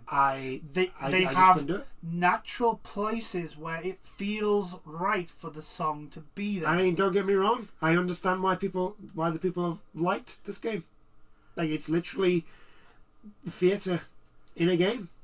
It's pretty good, but I played a little bit of it, and I was just like, nope, this is not for me. Nope. It reminds me too much of modern musicals, of like everybody sings. People only talk all the time for like 20 seconds and then they burst into song. I think there was a Star Trek Brave New Worlds episode. Do not. That had that, and I'm like, yeah, but it was done as a one-off. Like, it was done as a one-off. No. Right. So the problem with that, with Brave New Worlds, right? Yeah. It's right. The reason why people are complaining about that episode is because that entire season is just one-off episodes of random bollocks. Right. And that episode is like basically it's the straw that broke the camel's back. Yeah. So I can understand why people, if it was a gimmick episode I know there's an argument between having a storyline go across the entire series and not, because Star Trek didn't used to do that, like Next Generation. But there's a difference between having individual episodes that don't link into the next one over and over again, one arcing overall storyline. There's a difference between that and having a gimmick episode every fucking episode. Because there's an episode where the Lower Decks. Yeah. Those characters show up in Strange New World. Okay. Yeah, this is what I mean. Yeah, I can understand why. The musical one was basically the straw that broke the camel's back for a lot of them. It's like I can understand. It's like every episode is a gimmick episode. Okay, I can like, if it was something like Voyager where they had Bride of Chaotica, which was a hilarious episode. Like one episode, but it was just one episode in a series. One episode. What was he called? Like during the time, there was like one episode a season, not every season. It was like from season 8 near the end. It's basically where they did the Flash Gordon. That's Bride of Chaotica. Yeah, I know, but like they had another. They did other episodes with Paris being that character. Yes, but right. So it was always in the holiday. Yes, I know, but the thing is, though, is that it wasn't the focus of of that episode. It was building up. Basically, they were putting that in to build up to Bride of Chaotica, because it was like hint hint, this may go anywhere. It may be not, because it's Star Trek and this is a silly little thing, because the crew have to like blow off some steam, because they're God knows how many miles away from Earth, and they're going to be old people by the time if they get home. They need to blow off steam. Tom Paris is a character that likes old school stuff, and I mean really old school stuff, like the Delta Flyer has a steering yoke. That's how old. Not steering yoke. It has a fucking actual yoke that a plane has. And so it was like, this is just extra stuff on Tom Paris' stuff, and then they did Bride of Chaotica because. Why the fuck no? Because. The holodeck episode always is in there because it's Star Trek. Yeah. And they're always like they are the gimmick episode. Usually, 9 times out of 10, they are usually the gimmick episode. The episode in Next Generation where Picard becomes a noir detective. Yes. For no apparent reason. For no reason. He just does it, and that's fine. Yeah, but the thing is, they're standalone. They're not. They are like the only gimmick episode of the series. Well, yeah, the last season of Strange New Worlds was just basically a gimmick episode. Was a gimmick episode. I can understand why people are very upset about that then, because it's like Star Trek is Trek has that silliness, but it doesn't. The thing is like Star Trek's in the same boat as Star Wars right now. Yeah. Like a lot of everything that's coming out from Star Trek is just meh. I mean, it's not even meh. Somehow it's really bad. It's really. I mean, Discovery's awful, and somehow that keeps getting seasons. I don't understand because nobody's watching it. Like I literally it's like Law and Order. Nobody's watching Law and Order apart from me, apparently. And you just get angry at it. And I just get angry at that fucking show because it makes no sense. And it's like I literally watch it and I go, who watches this? And then I look online, and nobody's talking about it. And the only people who are talking about it are just going, well, that episode was shit. Yeah. And I'm just like, yes, it was. You see, I'm just going to point a mirror to you. There's the problem. Yeah. I think I just hate myself. Yeah. I think that's what it is. I punish myself by watching Law. Well, I watch FBI as well now. Yes. Which is just FBI even. and SWAT. And SWAT. SWAT's, the thing is, I give SWAT a break. Number one, because I like the lead guy. I think he's cool. But also at the same time, like, SWAT in the 70s wasn't serious. I mean, it was supposed to be serious. But it wasn't. But it was about as serious as the A-Team. Yeah. Right? And so, like, it was serious, but in an unserious way. Yeah, and I'm just like, I look at SWAT, and I look at it like the 70s TV show. Yeah, it's like, there's no way they went to Japan and they had a shield, one that looked like a fucking umbrella, and I was just like, nah. Any sort of realism is now out the fucking window. No. Anyway, right, we need to get back to this. We need to get back on track. We're digressing too much. And I would like to stream today. Right, best debut game. Yeah. How did we get onto this? I was saying how I didn't like Stray Dogs. Yes, the musical. Yeah. Yeah, the musical game. I don't like it. I don't like it. Yeah. I can see why people do. Yeah. It's not a bad game. But like I played it and I was just like, no, this is not what I wanted. Yeah, it's not a bad game. It's just, no, it just rubbed you the wrong way. Yeah. No, I don't even that. I just think like I just looked at it and I played a little bit of it and I was just like, could you just be characters for like 5 seconds and not sing? For like 5 seconds. Yeah. So Viewfinder, Stray Gods, Dredge, Dave the Diver, Cocoon, and Vember. Considering Dave the Diver got up, I would probably say Dave the Diver. Vember. Vember got it. Won the debut game. Well done. Congratulations. These were the ones, again, we didn't really know many of them. Well, we did, but like Cocoon, I only knew about its art style and its name. Yeah. I don't actually know. Gameplay wise, it's actually really, really cool because you go like into world, and then back out to solve puzzles and all that. Dave the Diver I knew, Dredge I knew, Stray Gods I knew, but only knew of the singing thing. And I was thinking, this is going to be like a role playing singing game. Yeah. That's what I thought it was going to be. I was very wrong. Yeah. I suppose that's also why you didn't like it because it wasn't what you. Yeah, it wasn't what I was expecting. Viewfinder, I don't really know, and as Vember, I do not know. Yeah. Vember. But it won the award, so it's got a very cool, very nice. It's got a really decent art style to it now. Like 2D, like paper. Yeah, like paper art. So yeah, well done. Congratulations, no, we don't want that one. That's the last one. Well deserved. That is the last one. We do not want that one. Why would you put it there? It's the BAFTA website. It makes no sense. Right. So, best audio achievement.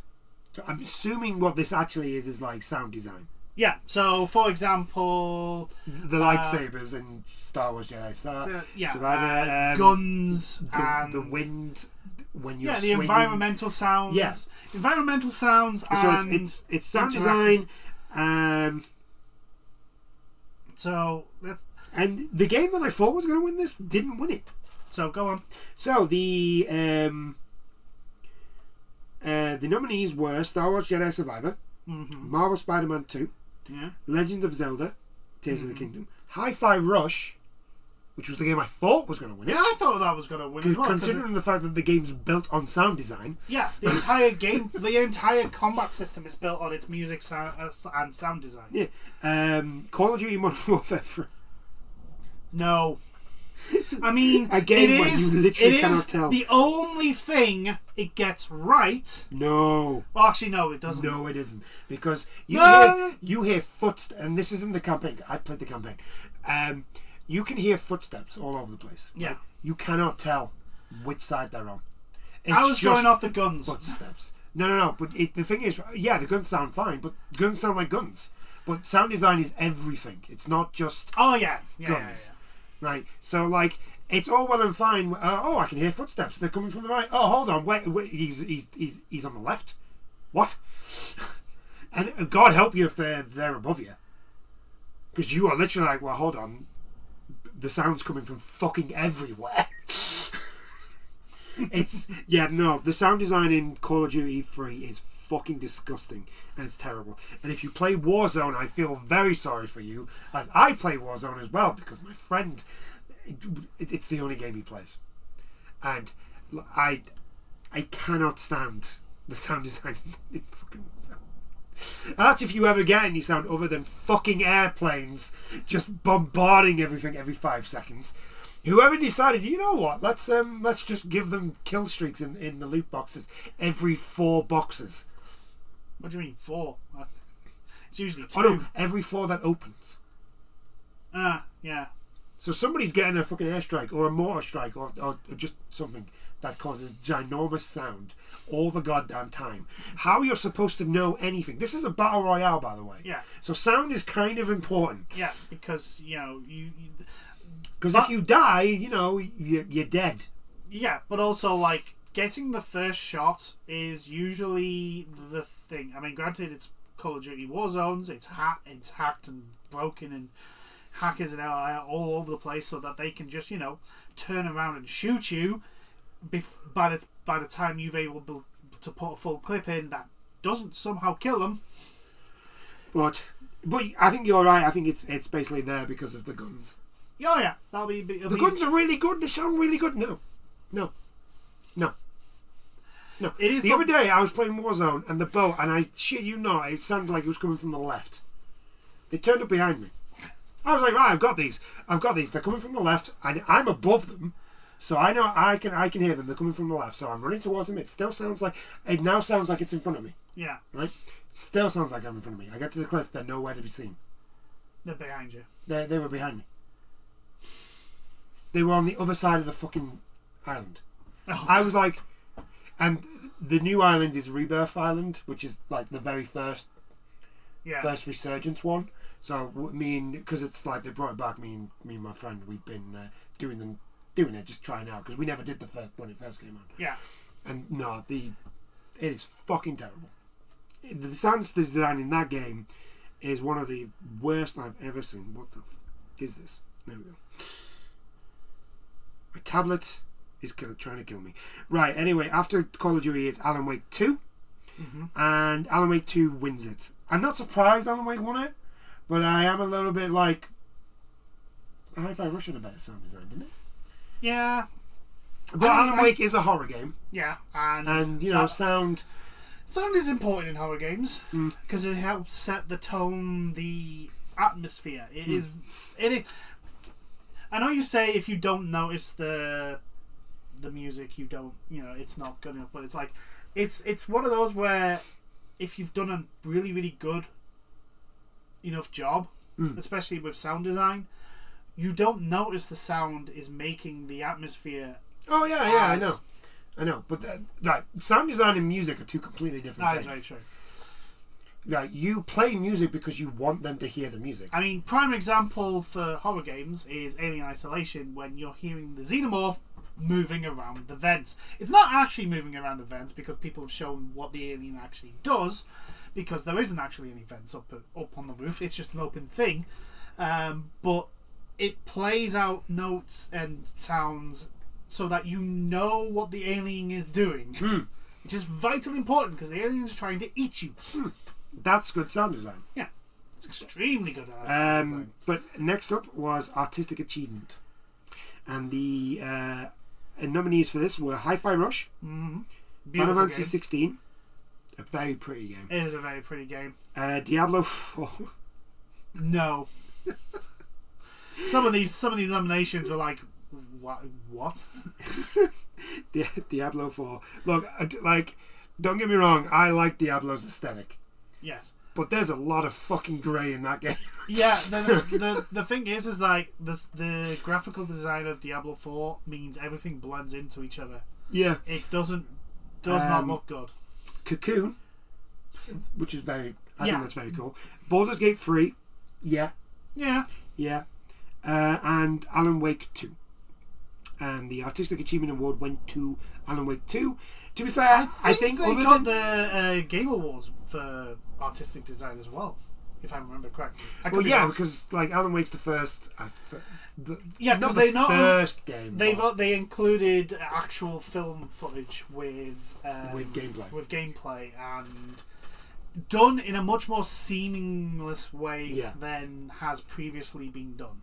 So that wasn't just a full-on recording sort of thing. Yeah, it's pretty well done. So I can understand why it won. But to be fair, other than Diablo 4, I think any one of those games could have won. Yeah, they all had their own very unique and very well done styles. Moving on, we have Best Animation.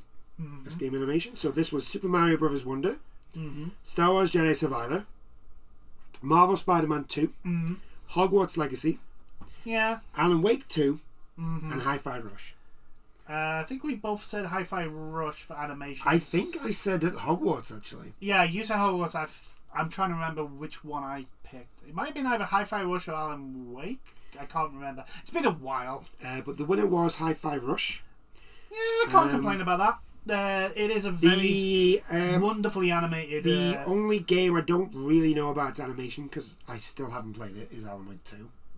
Yeah. So I've seen people play it, and it is very fluid, but there is one or two times where it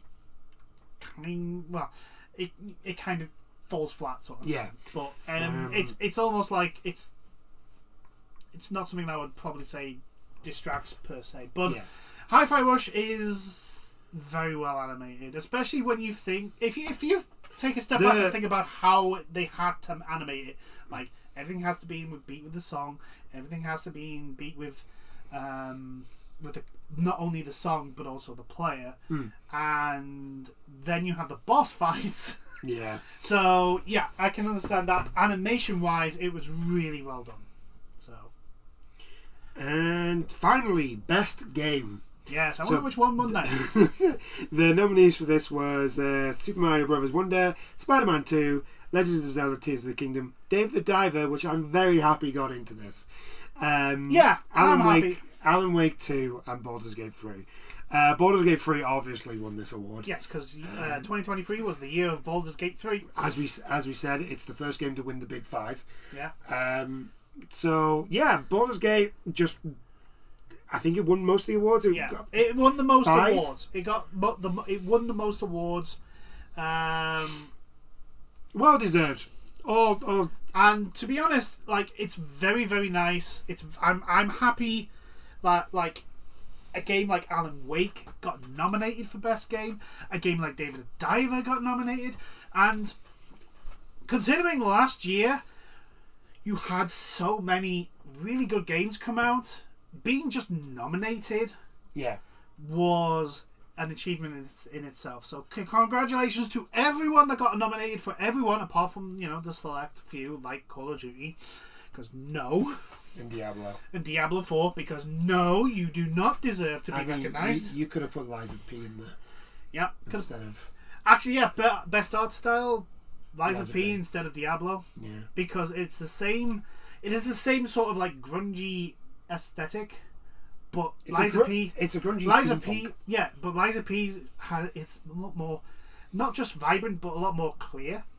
So you can always tell what's going on, while Diablo 4 is just a mess. Yeah. It is just a mess of animations and colours and not colours, shades of brown and grey. Everything's grey. It's just it's just like there's not. You know what? When you played Diablo 4, right? I was playing Diablo 4. And I think I went, "Am I playing Gears of War? What the fuck happened?" That's wrong. It's one colour, not brown. I will give you this. There is when you're actually in like the hubs, because there's a couple of hubs. When you're actually the main one, the actual city, that's quite good. Yeah, it's set up like a big medieval city with. Yeah, I've seen, and that's pretty good. That's pretty good. I will give it that. And, yeah, but you don't spend a lot of time there. No, you don't. And then when you get to like, there's like this little jungle bit that's not very long. I mean, it's green. It's another colour. Yeah. And the rest of it is just brown and grey. And then there's a desert which is just sand. And you know what? I'm sick of fucking deserts in games. Sand. I am just sick of deserts now. Please stop putting deserts in your games. That's just sand. Yeah, that's just sand. I am sick and tired. You can put deserts in your game, but try and make it look like. I mean, I understand. Deserts are usually vast swathes of sand. But you don't have to make it a vast swathe of sand. Like oasis. I do not do. Right, so I still play Genshin. If the dailies, because I've got it set to like random. Yeah. If the dailies are in Semina, and it's in the desert, I will not do it. You won't do them. I will not do it. I'm not going to the desert. It will not happen. It is a pretty desert. I don't care. I'm done. I'm sick of deserts. It's generally like, oh, we've got a desert in our game. Oh, you mean it's an excuse to have a big giant open world with nothing in it, so you can go, well, it is a desert. Fuck you.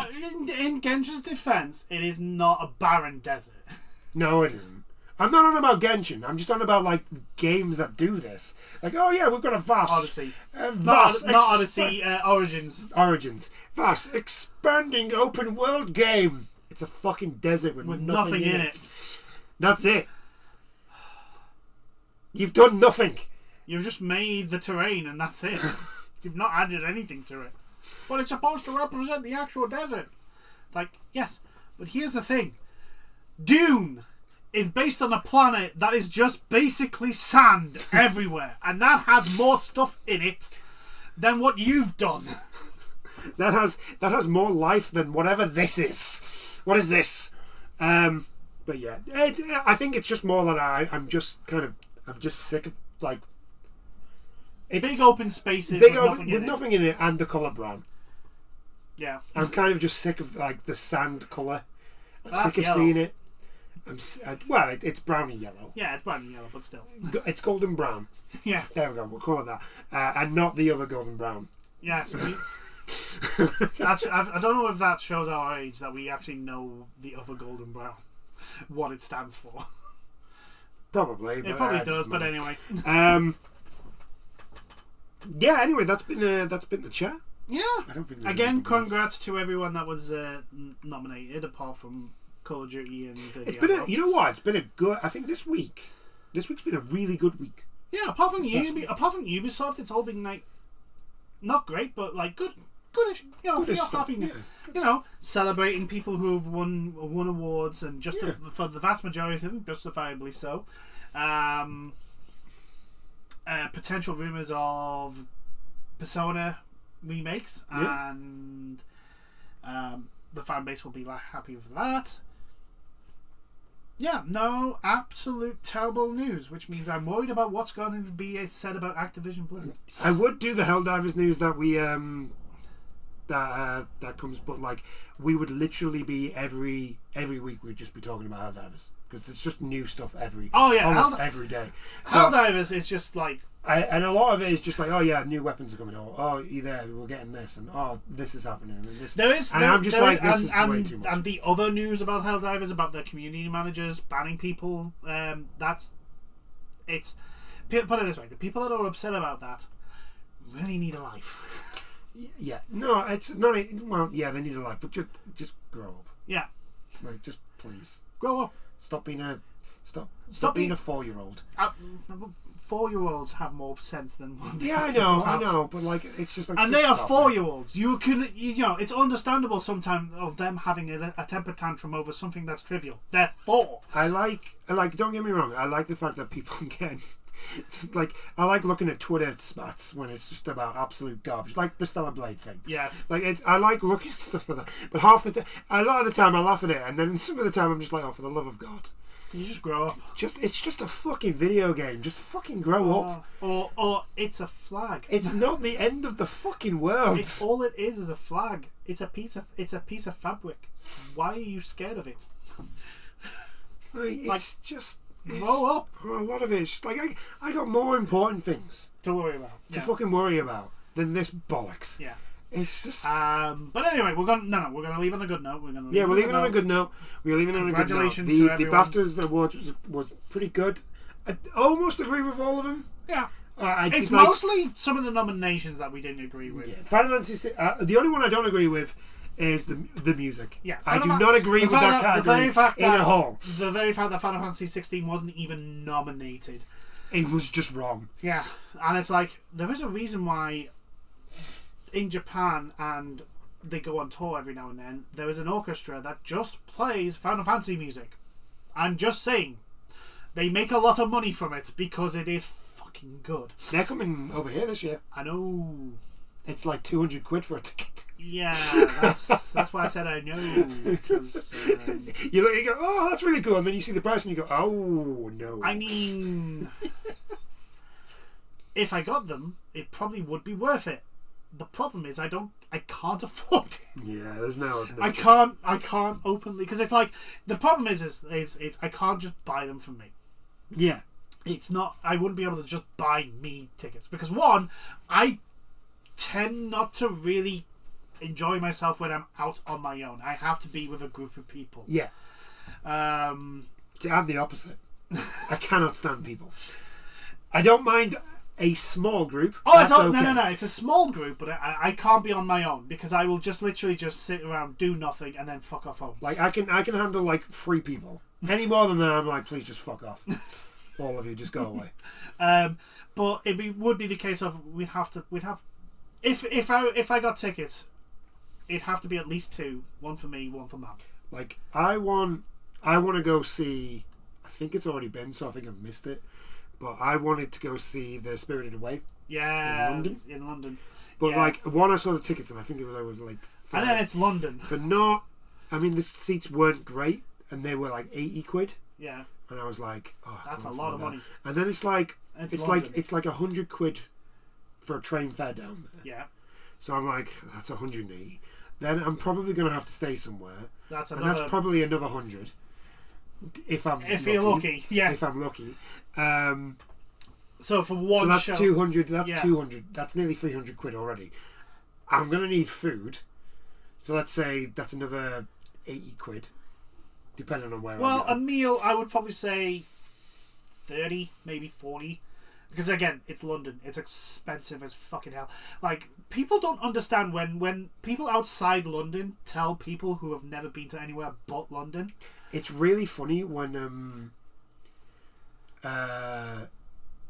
you see people who clearly are not from up here and from London, north. Yeah, when they go shopping and they see the prices of things and they're like, "Oh my god, this is so cheap!" Yeah, and but then also, we're like, "That's gone up like 25." What you mean? What you mean cheap? That's nearly doubled in price, buddy. Yeah. But like you can tell when people have only been to the UK and been only to London because whenever they go outside of London, they go, why is everything so cheap now? What the hell? It's like, yeah, because for some reason, London is just really expensive. It's because it's the capital. That's why it's what happens. Every capital in the world almost suffers from the same thing. Everything's just more expensive. But London is so expensive that most companies that are like across the country have a specific London wage.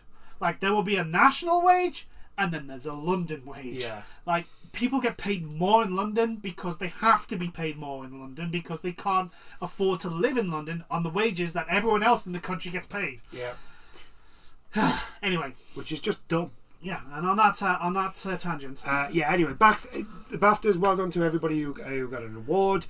Like I said, I agree with most of them. The only one I don't agree with is the music category. Persona, fingers crossed. I got my fingers crossed. And Ubisoft. Could you stop being Ubisoft? Stop being Ubisoft. Please. On that note, I do hope you've enjoyed this chat, and we'll catch you in the next one. Bye now. Cheers.